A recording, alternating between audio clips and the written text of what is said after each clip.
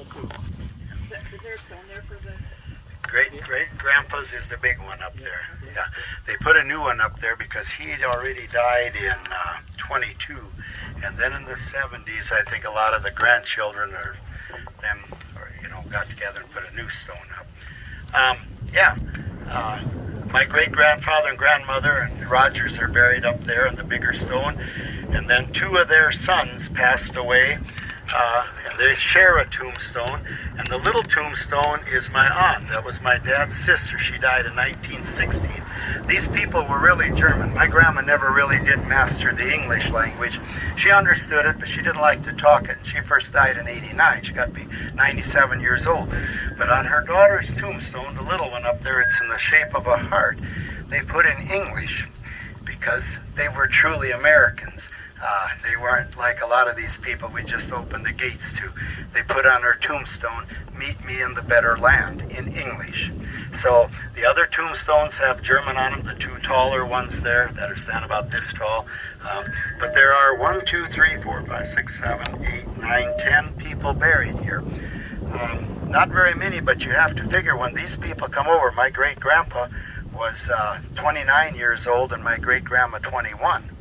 So these were young people. They didn't die right away. The first person that died here was one of their sons, or that was buried here. No, their daughter, I'm sorry. No, one of their son's daughters was the first one to be buried in this little cemetery in 1901. So they'd been here 23 years before they needed the cemetery. The church, not exactly sure, but thinking it was built in 85, at the same time the other one, Bethel 1, was built, and it was right in this area here. This is where the church stood. So evidently they figured up there on the hill they would never have to worry about water or anything. So, but yeah, interesting place.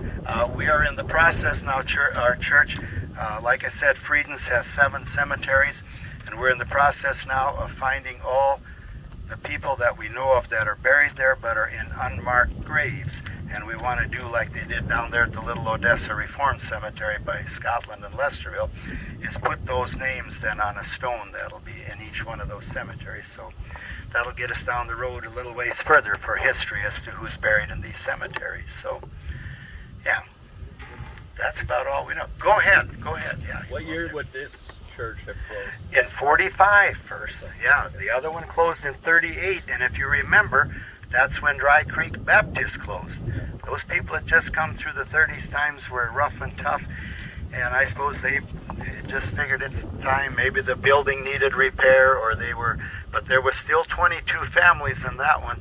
This one, I think, when they went to Tripp, there was only about half that many, so, but yeah.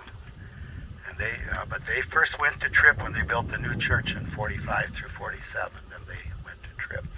And like I said before, they were not yoked with Frieden's church at Tripp. They were yoked with the Delmont charge. So my dad, who lived here, actually went to confirmation and summer Bible school in Delmont. Clear over to Delmont. Yeah, clear over to Delmont.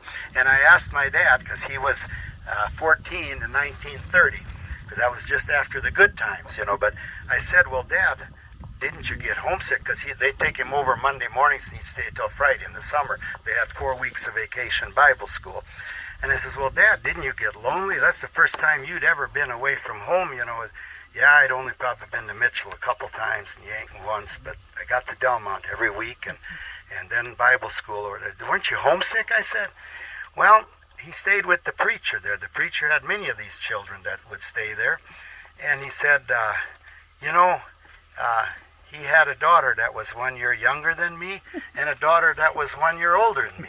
And when you were on this farm back here on this side of this part of the county, I didn't see too many girls. They were really pretty nice looking girls, so I didn't get very lonely over there. So, but yeah, he said they worked in they'd have Bible school in the summer from 9 to 4, and then after 4 o'clock they'd have to work in the pastor's garden for an hour. He said it was easy. We pulled a few weeds and watered stuff, big garden.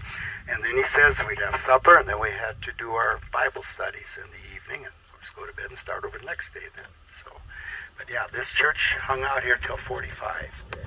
So, and it was just a few people yet, but when they built the new church in Tripp, they decided it's time to go. So, yeah. your brother's place here has that really Leslie. cool cellar. Yes, And yes. I see there was one on that farm across the road here. Yes. Were there a lot of them like that in this Oh, area? yes. Every farm pretty well had a cellar, cave, root cellar, yeah. Because they're built with that arch above the door Yeah. like they make them over in Russia. Yeah, yeah. They, and my folks built a new house in 1952. I came along in 54. But when I was a little boy, when the storms came up, we didn't go in the basement in the house. We out the door and down into that cellar. That's where we went. They didn't trust the basement of the house. They figured that cellar was the place to be. Now, is that a church over there or a school? No, that's actually a house. That is David Balzer lives there. Oh. His father was Reinhold Balzer. I know David. Yeah, that's where David Well, that's Balzer a house. lives. Looks like a schoolhouse or a church. No. Not very big. It's got a porch on this side, and yeah, good neighbors.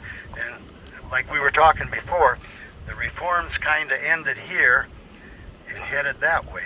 And then once you got south of here, just on the north side of Denovitz, and then this whole area were a lot of congregationals, Balsers, Magstadts, who else lived? Broses, yes, those were congregational people. And that church was just 2 miles south here. There's a big cemetery there. It's taking care of the Scotland church there. And they just put a nice new fence around that. But yeah, there was a congregational church 2 miles south of here. And it's funny how families went to different churches. My grandpa, and of course all his family, including the Pietzes, were Reforms. But my grandpa's brother, one of them who lived right across the road here, Jacob Melhoff, he went to that congregational church down here. So whatever. What church? What cemetery is up the road on the west side there? That's a congregational church, and those people went to Parks then. That was a congregation. You know, I should know the names. Is that the one that's called Fruit- Hoffman's? There you- no. Hoffmannsthal or not? Hey, No. Hoffmannsthal is this one, isn't it? I think so, yeah. This one here. Yeah. Simonthal is the one just north of Caleb. Yeah. Between Caleb and Where we're going yet. Yeah. Yeah. Free, That's Simonville. no, is it Friedensburg or something like that back here?